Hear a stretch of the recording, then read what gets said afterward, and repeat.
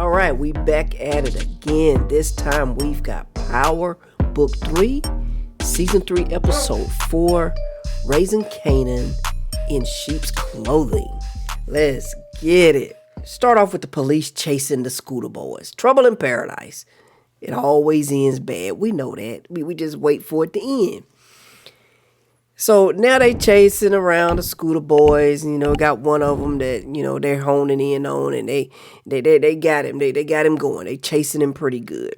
He falls off his bike, so they get it. He's getting away from him, but he's going so fast till he make mistakes. And matter of fact, that's what Kanan said in this narrative. Sometimes you go so fast, you're gonna make a mistake if you don't slow down. You're gonna have to slow down in order to succeed.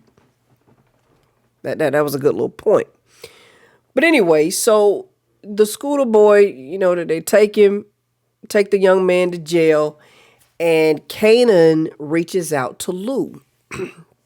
And Lou comes reluctant. It's like Lou really don't want to fool with nobody right now. But anyway, he comes and he helps Kanan get his buddy out. And Lou has to pretend to be the uncle, and Lou comes and helps him get out of jail. Next, we see Rock. We're on the Rock. Rock is signing her paperwork for Southside Plaza. She's about to become the new landlord over there, and she's happy. She signed her paperwork, but they did make sure we heard the guy tell him, hey, you signing this as is. So I'm wondering if that's like they're foreshadowing something going to happen. He told her, hey, you signing this as is, and she understood. She signed the paperwork. When he leaves, she happens to look out the window. I think she was cleaning something out. I don't know what she was doing. But she sees him talking to these two cops. The two cops see her looking, and they beckon her to come out. Well, when she gets out there, they're welcoming her to the neighborhood. They trying to seem a little nice, but you can tell. And sure enough, find out that they're dirty cops, and they're low-key trying to muscle her. And I'm sure eventually to get some payment for their protection, because they were like, this is a rough neighborhood. Your windows will get busted out. You're going to need protection around here. You don't want to have to keep paying to get your windows fixed over and over. We know where it's going to go. And she knows, too. You can see the look on her face that she knows. So I'm wondering if she's going to get Marvin to do, I don't know. We'll see. So now we see that Ronnie is really, really tired of waiting on Unique. He just tired of waiting on Neek. So he's beginning to make some moves on his own. You see him in this, what looks to me like a restaurant, like a store or whatever, maybe a bar, because there's a young lady sitting at the bar, and he begins to talk to her. You can tell that they knew each other from back in the day. So he's waiting to talk to her husband. They sit down, they talk. These are some people that he's trying to get some money from so that he can go and buy him some product to move. And I want to say the guy's name was Snaps. He goes by Snaps. And they end up giving him partial the money. They're like, we're not going to give you all that you're going to need. We'll give you partials. I don't know how much he asked for, but they decided to give him partial. My guess, just by the dialogue of the conversation, the way it went, is going to end bad but in this dynamic, because shots were thrown, and we know how Ronnie feel about shots being thrown. So apparently, Neek is beckoned to go see the Japanese guy who's married to the Chinese the Chinese that whole setup, Chinese Japanese situation that he's supposed to be moving product from. I'm assuming they asked to see him because he's in this guy's office. Quan is what he goes by.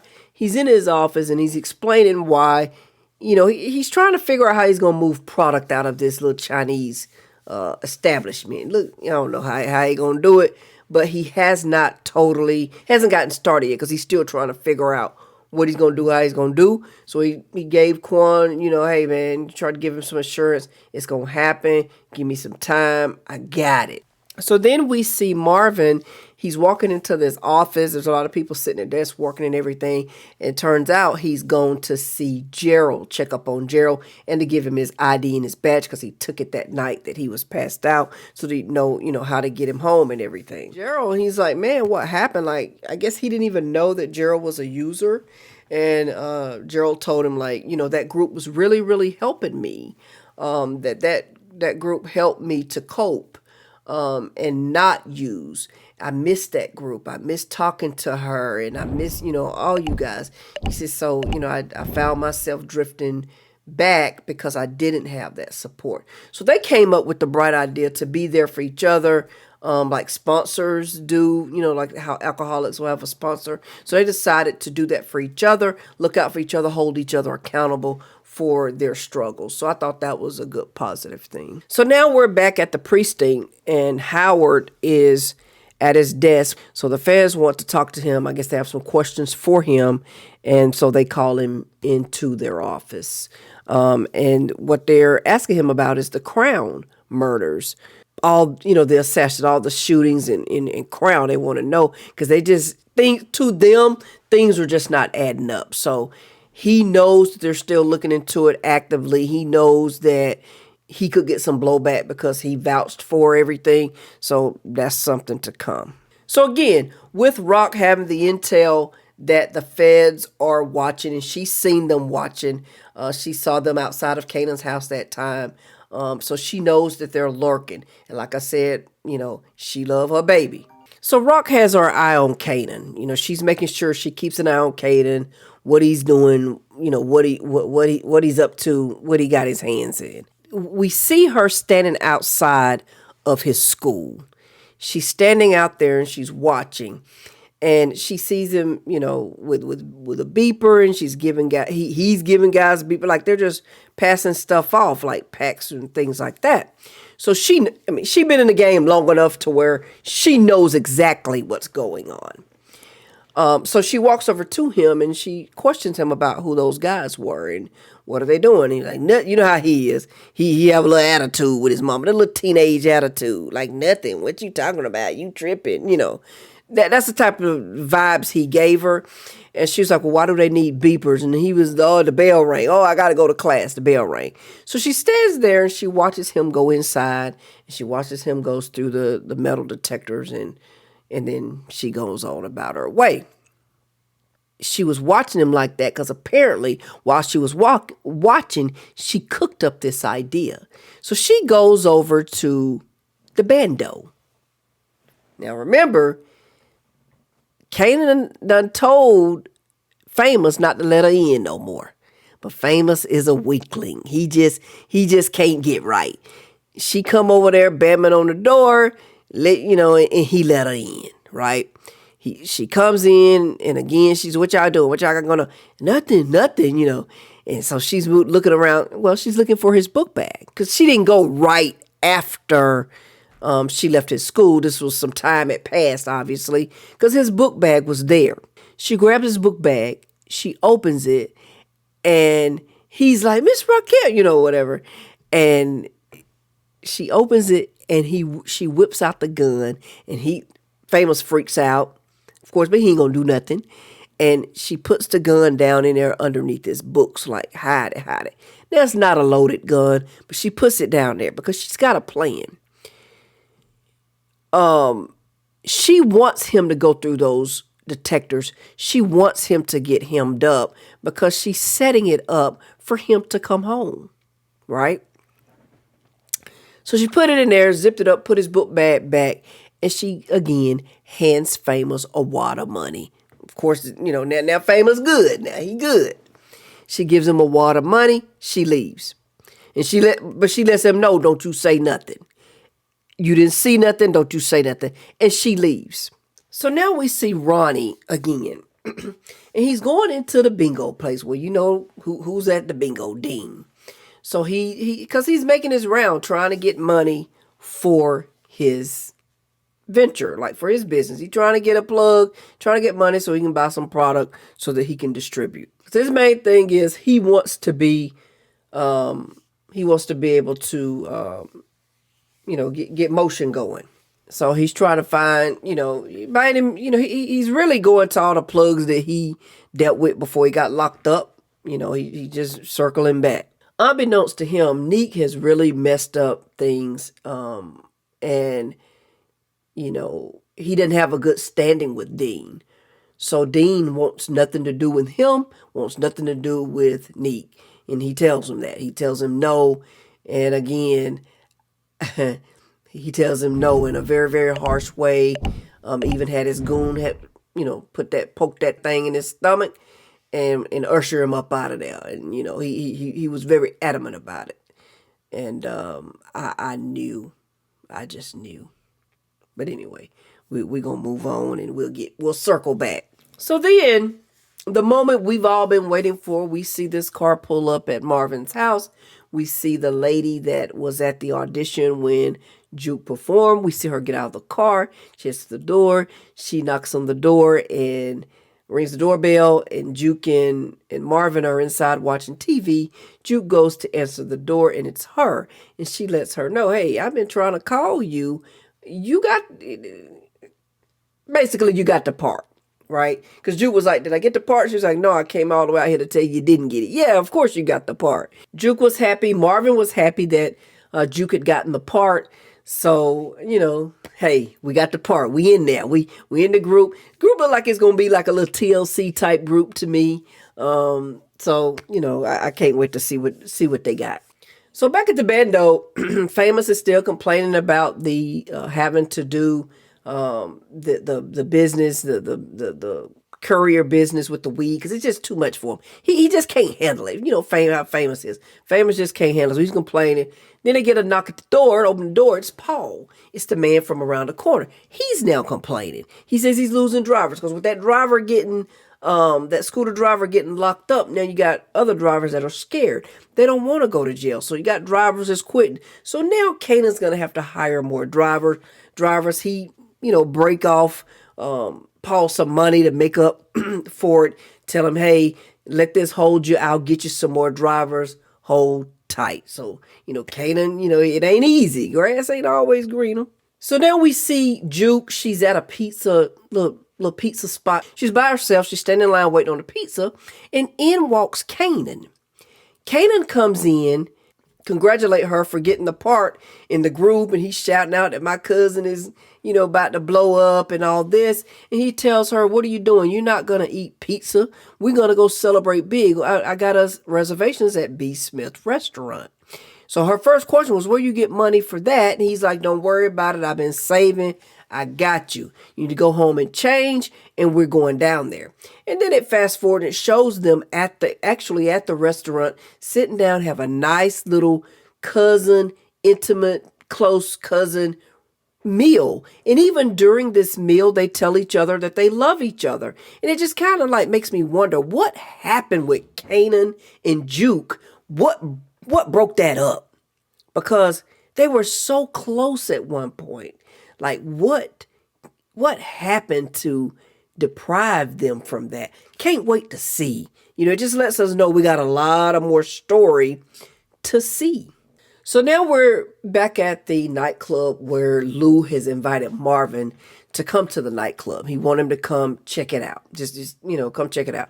So he gets there, he sees it, he likes it, he loves it. He lets him know, about their dad and all that. He introduces him to Shirley, and then he invites him to come in on the deal. Because, Lou probably needs some money. He don't mess with rock no more. He's not getting any motion. He hasn't had any artists lately. So he needs a financial backing for this project. So he invites Marvin to come in on it. And Marvin agrees. He wants to. But ultimately, we know the reason why Marvin wants to, because that's a way to launder money, clean the money, and also to stash. He's thinking that it could be a stash. Well, Lou shoots that down. He's like, man, I want to keep this place clean. Everybody want to go clean. We get all roped into a drug show and everybody want to go clean. But, we'll see. We know it's hard for them to get out. But anyway, he tell him, he don't want to, do that through there. He just want to keep it clean, want to have a studio there and all that. So Marvin agrees, but I'm wondering if Marvin's going to go behind his back. So apparently Dean gets in touch with Neek and tells him about Ronnie backdooring him and trying to come and get money, product, whatever he was trying to get from Dean. He told Neek about it. And Neek is having pillow talk with Rock and telling her, and I think they were doing it over dinner. They were eating dinner. He was telling her about it. That, listen, like, Dean came to tell me about this, and he told me what Ronnie's doing behind my back. So he was like, I know I'm going to have to address this. I just haven't found the right thing for him to do yet in the business. He says, so I know I'm not moving fast enough for him. It's just that I got to be very specific, because if it's not specific for him, it's going to be bad. And so she tells him that every specific thing for Ronnie will be bad. So, in other words, it's like no hope for Ronnie in Rock's eyes. So then you see Ronnie pulling up on Juliana and her cousin, and they both shoot him down. But there's something in Juliana's eyes that tells me that she's eventually gonna work with him. It's just something in her eyes, and if nothing else but to get back at Rock. But something tells me she's gonna team up with Ronnie. We shall see. So then the final scene with Rock and Neek, they're in the kitchen. They've had a little romantic evening. They've had dinner, and now they're in the kitchen washing the dishes, cleaning up the dishes, and you see Rock. She looks over as Neek is putting up some dishes. She sees his piece, and she tells him, "Listen, Kanan's coming home soon, and I can't have you around him, basically. We need to go ahead and dead this. I don't want this to go any further. We need to dead this." She knows he's coming home because she knows she done planted that gun, and she's done set up the motion for them to tell him he got to be home with, CPS, Child Protective Services, coming to check on him, all that type stuff. So she made some crafty moves to get him home. We'll tell that in a minute. But anyway, she's letting Neek know that after today he can't come back. So he asked her, "Well, can I hit it one last time?" He want to hit it one last time. Must be good. That's all I know. Fast forward, next day, we're at the school. It's Kanan's turn to go through the metal detector. And sure enough, they go off. That's the picture of choice for this week. He's sitting there. You see how he's sitting there looking like, man, ain't nothing in there but my books. And I think that's what he said too. Ain't nothing in there but my books. So the cop, the school cop, whatever, security is getting ready to go through the bag, and he finds the gun. So they slap cuffs on him. They take him straight to the office. But unbeknownst to him, this is all set up by Rock. She gets Howard involved as well, because they're supposed to call the police. The police usually come get them, press charges, blah, blah, blah.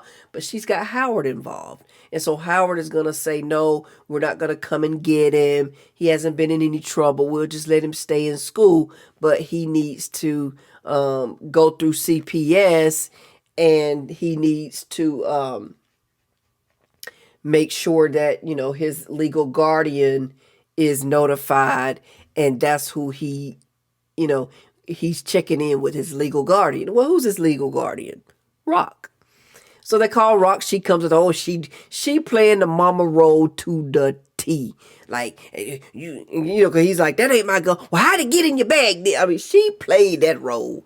I felt like I was still a teenager. My mama was in there fussing at me. She played that role. I remember them days. So Juke has her first practice with the group. We found out the group name is going to be Butta. I like that.